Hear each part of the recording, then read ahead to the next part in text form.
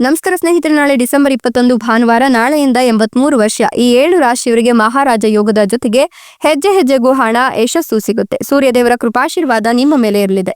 ಹಾಗಾದ್ರೆ ಅದೃಷ್ಟವಂತ ರಾಶಿಗಳು ಯಾವುವು, ಅವುಗಳಿಗೇನೆಲ್ಲ ಲಾಭ ಸಿಗುತ್ತೆ ನೋಡೋಣ. ಅದಕ್ಕಿಂತ ಮೊದಲು ಸೂರ್ಯದೇವನಿಗೆ ಭಕ್ತಿಯಿಂದ ಲೈಕ್ ಕೊಟ್ಟು ನಮ್ಮ ದಿನ ಭವಿಷ್ಯ ತಿಳಿಯಲು ನಮ್ಮ ಚಾನೆಲ್ ಅನ್ನ ಸಬ್ಸ್ಕ್ರೈಬ್ ಮಾಡಿ. ಹಾಗೆ ಬೇಗನೆ ನಮ್ಮ ವಿಡಿಯೋದ ನೋಟಿಫಿಕೇಶನ್ ಪಡೆಯಲು ಬೆಲ್ ಬಟನ್ ಕ್ಲಿಕ್ ಮಾಡಿ ಆಲ್ ಅಂತ ಕ್ಲಿಕ್ ಮಾಡ್ಕೊಳ್ಳಿ. ನಿಮ್ಮ ಜೀವನದ ಸಕಲ ಸಮಸ್ಯೆಗಳಾದಂತಹ ಸತಿಪತಿ ಕಲಹ, ಪ್ರೀತಿಯಲ್ಲಿ ಮೋಸ, ಭೂಮಿ ವಿಚಾರ, ಕೋರ್ಟ್ ಕೇಸ್, ವ್ಯಾಪಾರ, ಹಣಕಾಸಿನ ತೊಂದರೆ, ಸಾಲಬಾಧೆ, ಸ್ತ್ರೀಯರ ಗುಪ್ತ ಸಮಸ್ಯೆ, ಹೀಗೆ ಹಲವಾರು ಸಮಸ್ಯೆಗಳಿಗೆ ಶಾಶ್ವತ ಪರಿಹಾರ ಮಾಡಿಕೊಡ್ತಾರೆ.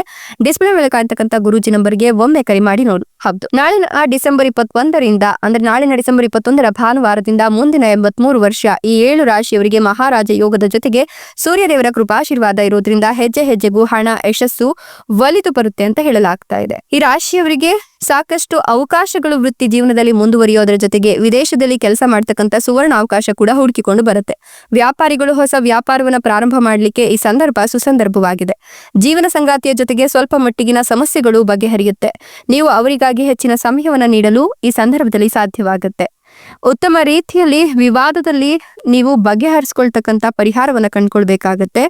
ವಿವಾದದ ಕಡೆ, ಅದರಲ್ಲೂ ಕುಟುಂಬದ ವಿವಾದದ ಕಡೆ ಹೆಚ್ಚಿನ ಗಮನವನ್ನ ಹರಿಸಬೇಕಾಗತ್ತೆ. ನಿಮ್ಮ ವೈವಾಹಿಕ ಜೀವನ ಸಂತೋಷದಿಂದ ತುಂಬಿರಬೇಕು ಅಂತಂದ್ರೆ ನೀವು ಹೆಚ್ಚಿನ ಗಮನವನ್ನ ಕೊಡಬೇಕಾಗುತ್ತೆ. ನಿಮ್ಮ ಸಂಗಾತಿ ಮತ್ತು ಮಕ್ಕಳಿಂದ ನೀವು ಪ್ರೀತಿಯನ್ನ ಪಡಿತೀರಾ. ಕುಟುಂಬದೊಂದಿಗೆ ಗುಣಮಟ್ಟದ ಸಮಯವನ್ನು ಕಳೆಯಲು ನಿಮಗೆ ಅವಕಾಶ ಸಿಗುತ್ತೆ. ವೃತ್ತಿ ಜೀವನದಲ್ಲಿ ನಿಮ್ಮ ಹೆಸರು ಮತ್ತೆ ಖ್ಯಾತಿ ಬೆಳೆಯುತ್ತೆ. ನೀವು ಇತರರಿಗೆ ಸಹಾಯ ಮಾಡಲು ಹೆಚ್ಚು ಸಿದ್ಧರಾಗಿರ್ತೀರಾ. ಆರ್ಥಿಕ ವಿಷಯಗಳಲ್ಲಿ ಸುವರ್ಣ ಅವಕಾಶಗಳು ಉದ್ಭವಿಸುತ್ತೆ. ನಿಮ್ಮ ಆರ್ಥಿಕ ಪರಿಸ್ಥಿತಿ ಬಲವಾಗುತ್ತೆ. ಉದ್ಯೋಗದಲ್ಲಿರೋರು ವೃತ್ತಿಯ ಬದಲಾವಣೆಯನ್ನ ಪರಿಗಣಿಸಬಹುದು. ಈ ಸಂದರ್ಭದಲ್ಲಿ ನಿಮಗೆ ಉತ್ತಮ ಅವಕಾಶಗಳು ಸಿಗುವ ಸಾಧ್ಯತೆ ಇದೆ.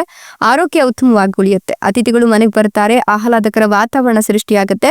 ಪ್ರೀತಿಯಲ್ಲಿರೋರು ತಮ್ಮ ಜೀವನದಲ್ಲಿ ಸಂತೋಷವನ್ನ ಅನುಭವಿಸ್ತಾರೆ. ನೀವು ನಿಮ್ಮ ಕೆಲಸದ ಸ್ಥಳದಲ್ಲಿ ಹಿರಿಯರ ಪ್ರಭಾವದಿಂದ ಸರಿಯಾದ ನಿರ್ಧಾರಗಳನ್ನ, ಗಮನಾರ್ಹ ಪ್ರಯೋಜನಗಳನ್ನ ಕಾಣ್ತೀರಾ.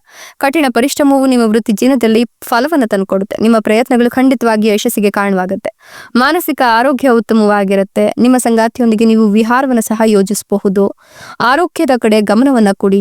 ನೀವು ಸೃಜನಶೀಲ ಕ್ಷೇತ್ರಗಳಲ್ಲಿ ತೊಡಗಿಸ್ಕೊಂಡ್ರೆ ಜೀವನದಲ್ಲಿ ಹೊಸ ಉತ್ಸಾಹವನ್ನ ಅನುಭವಿಸ್ತೀರಾ. ಇದು ಯಶಸ್ಸಿಗೆ ದಾರಿ ಮಾಡಿಕೊಡುತ್ತೆ. ಹೂಡಿಕೆಗಳು ಲಾಭವನ್ನ ತಂದುಕೊಡುತ್ತೆ. ನಿಮ್ಮ ಸಂಪತ್ತನ್ನ ಹೆಚ್ಚಿಸುವ ಸಾಧ್ಯತೆ ಕೂಡ ಇದೆ. ಧನ ಲಾಭ ಸಂಭವಿಸಿ ನಿಮ್ಮ ಲವ್ ಲೈಫ್ ಕೂಡ ಈ ಸಂದರ್ಭದಲ್ಲಿ ಅತ್ಯುತ್ತಮವಾಗಿರುತ್ತೆ. ಸೆಟಲ್ ಆಗ್ತೀರಾ.